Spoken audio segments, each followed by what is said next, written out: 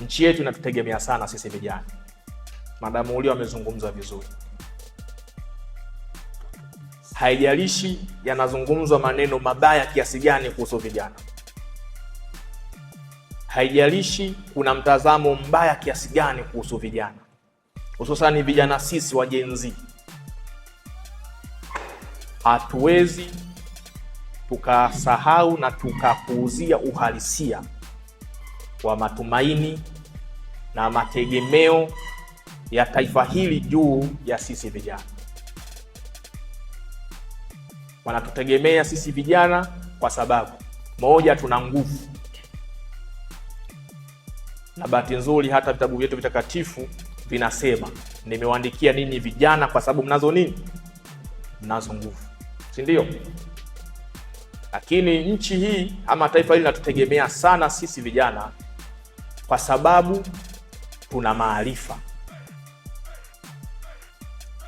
Maarifa hayo kwa sehemu kubwa chuo hiki kimekuwa ni kiwanda cha kuchakata na kudeliver maarifa hayo kwetu. Kwa hiyo tunatumainiwa sana na jamii ya Watanzania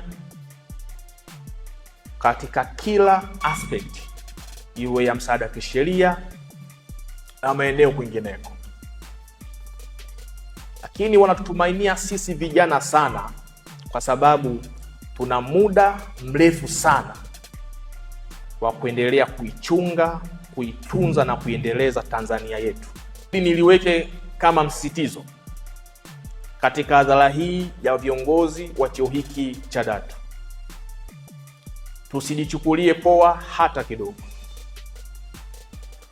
na ubaya uliokuwepo, sisi vijana tumekuwa na haraka sana kutaka kujua nini kitatokea mbele ya safari. Huo ndio ubaya tuliokuwa nao. Sasa kwa kuwa tunashindwa kuona, yaani tunashindwa kwenda beyond limit,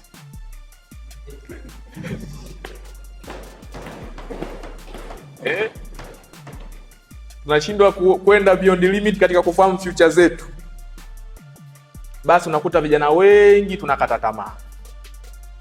Vijana wengi tunapata hofu na kesho.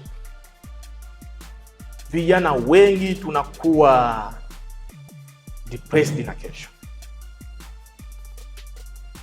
Tunasahau kwamba mwenye mamlaka na uwezo na nguvu za kuipanga kesho na kuijuza kesho ni